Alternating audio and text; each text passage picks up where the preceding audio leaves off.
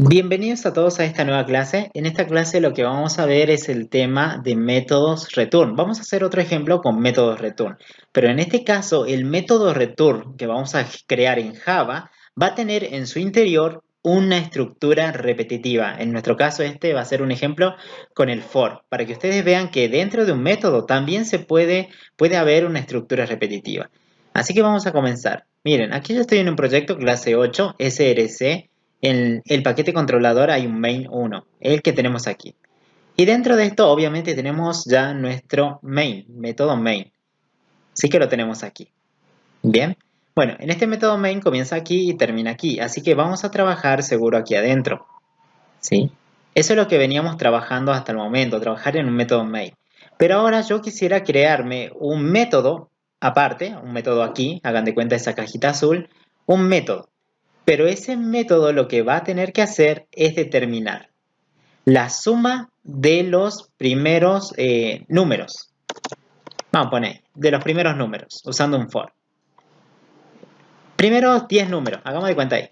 La suma de los primeros 10 números. O sea, los primeros 10 números que ustedes conocen empieza desde, hagamos de cuenta, del 1, 2, 3, 4, así hasta el número 10. O sea, vamos a intentar calcular la suma de todos esos números y obtener un resultado aquí total. ¿Sí? Pero lo vamos a hacer mediante un método, return, ¿sí? Así que yo aquí en el main no lo voy a hacer, voy a crearme aquí abajo un método return, así que sería public, los métodos son públicos, lo vamos a hacer públicos, va a ir la palabrita static. Y ahora, nos pongamos a pensar, el problema es este, sumar los 10 primeros números, obviamente del 1 hasta el 10. Sí, hay que sumar esos 10 primeros números. Está bien, si lo sumamos a cada uno, ¿qué tipo de dato me dará como resultado? ¿Me dará un int? ¿Me dará un doble? ¿Me dará un string? ¿Qué dicen ustedes? ¿Qué nos dará? ¿Un char? ¿Un boolean? ¿Qué tipo de datos nos devolverá? Si sumamos los 10 primeros números. Perfecto, un entero. Porque los números si van a ser enteros, la suma va a ser entera. Por tanto, el valor del retorno seguro va a ser un número entero. Entonces aquí, en public static, luego va lo que devuelve el método. Como va a devolver algo específico, yo digo que este método va a prometer o va a responder con un entero, va a devolver un entero, que va a ser obviamente la suma de los números. Vamos a darle un nombre ahora a la cajita. Se va a llamar suma primeros números. Suma primeros nums, algo así.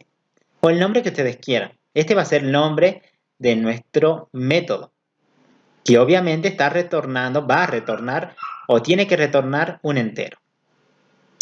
Lo que nos está faltando ahora serían los paréntesis, o sea, serían los parámetros, los datos que va a ingresar este método, o sea, qué es lo que les tenés que mandar a este método para que funcione, qué le tienen que mandar por aquí. En este caso vamos a hacer que este método no reciba parámetros, no reciba información. ¿Sí? Pero aquí comienza y aquí terminaría nuestro método. O sea, ¿cuántos parámetros ven ahí? ¿Cuántos parámetros puse yo? ¿O cuántos parámetros puso el profe para este método? ¿Cuántos parámetros? 0, 1, 2, 3, 4. ¿Cuántos parámetros ven ahí? Aquí, en esta parte del método que estamos creando.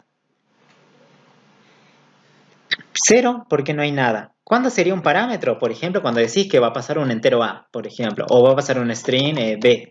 Ahí tenés ya cuántos parámetros ven ahí, por ejemplo. O cuántas datas está ingresando. Una, dos, cada uno de un tipo, bueno, diferente en este caso. Ahora, si ven los paréntesis vacíos, prácticamente no está pasando información, ¿sí? Y estaría bien. Depende de los métodos. Los métodos no es que siempre sí o sí tiene que recibir un parámetro. A veces puede recibir 0, como en este caso. Puede recibir 1 o más de 1, ¿sí? O los parámetros que desee. Pero en este caso, como verán, no recibe nada. Pero en sí, esta cajita va a resolver un problema, que sería la suma de los primeros 10 números, usando un for. Entonces yo digo, bueno, ahora me paro aquí. Nos paremos aquí, a ver, en esta parte. Aquí. Este es nuestro método que está creado, pero obviamente falta, ¿no? Falta que devolvamos el valor, que hagamos todos los cálculos aquí adentro. Entonces ustedes pónganse a pensar que están aquí adentro. ¿Cómo resuelven este problema? La suma de los 10 primeros números, ¿sí? Con este método. ¿Cómo haríamos, a ver, para resolver eso? Necesito los 10 primeros números primero que todo, ¿sí? Por tanto, yo voy a crear un for y ese for ya lo vieron en las clases de estructura repetitiva. Voy a usar este for, así, este. El segundo, que es un loop. Miren, luego lo vamos a generar para que lo vean. Ahí está, control espacio y este. Index array. Bueno, este for va a tener una variable i que empieza en seguro en un valor inicial, una variable entera. Eso se llamaba inicialización. En mi caso, yo quisiera generar números del 1 hasta el 10. Entonces la variable i, ¿en qué valor tendría que empezar? ¿Qué dicen? ¿En 1 o en 10? ¿Cómo se le ocurriría a ustedes? ¿Cuál sería lo adecuado? Quiero generar los 10 primeros números. ¿Cómo lo harían ustedes? ¿O tiene que valer 0? ¿Qué ponemos aquí? La variable i, ¿en cuánto le empezaríamos? En 1. ¿Por qué? Porque la primera vuelta la variable i, ¿cuánto va a valer? 1. La siguiente vuelta, obviamente por el incremento que tenemos aquí, va a valer 2. La siguiente vuelta por el incremento va a valer obviamente 3 y así hasta el número que nosotros queramos. ¿Sí? Entonces la variable en este caso tendría que valer 1. Y esa variable, luego acá en medio tenemos la condición, acuérdense del for, que esa variable i, que es la variable del control del for, tiene que ser una condición, tiene que ser menor o igual a un cierto valor. Esto lo borremos. En este caso de 1 y quiero que sean valores menores, esos valores, o iguales al valor 10, por ejemplo. Hasta ahí. ¿Sí? Y tiene que ser menor o igual al 10. De esta forma tendríamos los 10 primeros números. ¿Sí? Miren hasta el momento. Vamos a hacer un CISO. Y aquí vamos a imprimir la variable i para que ustedes lo vean. Es más, este código si quieren lo cortamos y lo vamos aquí a poner en el main para que ustedes vean que esto sí funciona. Bien, acá bueno me está dando un problema este método porque ustedes dijeron que devuelve un entero. Como no hay código, obviamente no está devolviendo nada. Pero yo voy a poner un return, voy a poner 0 para que no haya problema y diga, mira, el método ya está completo con el retorno. Estoy poniendo para que devuelva un 0 nada. No lo estoy usando todavía. Volvemos aquí, miren. Probemos ese código. Ejecutemos. Y ahí está, tenemos los 10 primeros números. Este for comienza en 1, la variable i vale 1. Hagan de cuenta que ustedes son el 1, la variable i. Ustedes son la variable i, valen 1. La pregunta que se hace, i es menor o igual a 10, ¿qué dicen? ¿Verdadero o falso? ¿Es verdadero o falso o no? ¿Qué dicen aquí? ¿Cuál sería la respuesta? ¿I es menor o igual a 10? ¿Verdadero o un falso? Verdadero, porque la variable i ¿cuánto vale? 1. El 1 es menor o igual al 10, perfecto, sí es. Si es así, entramos a ejecutar esta línea. ¿Qué dicen ustedes? ¿Entramos a ejecutar la línea esta? Que imprime la variable i. Sí, ¿no? Entraríamos. Entonces acá está la primera impresión. ¿Sí? Obviamente se termina luego el código aquí. Pero cuando está por terminar, vuelve al principio el for. Pero con un valor ya incrementado. O sea, va a ser que la variable i, ¿cuánto valía anteriormente? Recién, ¿cuánto valía? 1. Pero apenas está volviendo en la segunda vuelta, ¿ya cuánto vale ahora? Si se le hace un i más, valdría 2. O sea, está volviendo ahora con un valor 2. En la segunda vuelta, esto ya no se ejecuta. Directamente viene y pregunta por aquí. Dice, ¿el valor de i es menor o igual a 10? ¿Verdadero o falso? El valor de i. ¿Cuánto vale i? Vale 2, ¿no? ¿Verdadero o falso? Sí, ¿no? Verdadero. ¿Entramos de vuelta a repetir esto? ¿Qué dicen? Esta línea. Sí. Y por eso acá tienen la siguiente impresión. Luego, vuelve, pero ¿con qué valor va a volver ahora la variable i? Seguro va a volver con un valor 3. Porque hace rato tenía 2, ahora sería 3. Bien. Se vuelve a preguntar directamente, ¿3 es menor o igual a 10? Sí. Si es así, imprimimos. Y así hasta que llegue hasta el final. ¿Sí? Por eso acá pueden ver los valores de i a medida que va recorriendo el for. Esa variable de control tiene los números que yo quiero sumar.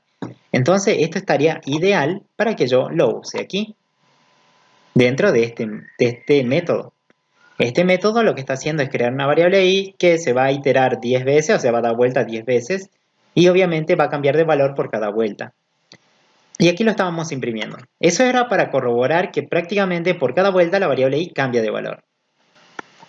Ahora, pero está bien, ya tenemos los valores de i. Esos son los valores que tenemos que sumar. Pero, ¿qué usamos para sumar? ¿Un contador o un acumulador? Díganme ustedes. En el curso seguro vimos ese tema. Pero ¿cuál usamos? ¿Contador o acumulador? Para guardar estos valores de i. Acuérdense que hay que sumarlo. Esa era la idea, sumar los 10 primeros números. Vamos a sumar el 1, más el 2, más el 3 y así hasta el 9 más el 10. Todos esos valores. ¿Qué usarían? ¿Un contador o un acumulador? Para hacer esto que nos estás pidiendo. Contador, acuérdense que es contar. 1, 2, 3. Acumulador es la bolsita. Acuérdense bien ese tema, también está en el curso. Era como una bolsita donde yo iba a guardar, no sé, algo. Este algo lo guardo aquí adentro y se va a ir acumulando. Es como la billetera. Hagan en cuenta que al principio no tienen nada, está vacía, pero cuando ya cobran tiene más dinero, ¿o no? Y se va llenando la billetera. Bueno, eso es acumular, ¿sí? Entonces acá yo necesito acumular estos valores de i. Por tanto me voy a crear un acumulador. ¿Está bien? El acumulador, miren, sería algo así como la bolsita. ¿Qué queremos guardar? Los valores de i. ¿Sí? Los valores de i, ¿de qué tipo son? Díganme. ¿De qué tipo serían los valores de i? Tipo de dato. Yo veo aquí que es entero. Entonces, por lógica, esta bolsita, el acumulador, ¿de qué tipo tiene que ser? Si esto se va a guardar aquí. ¿De qué tipo tiene que ser? Int. Perfecto, ahí, entero. Nunca se olviden, si este dato fuera doble, este dato de esta bolsita también tendría que ser doble, o sea, es real. En este caso ya analizamos que lo que queremos guardar es entero. La bolsita tiene que ser entero. Así que vamos a crear un entero suma números.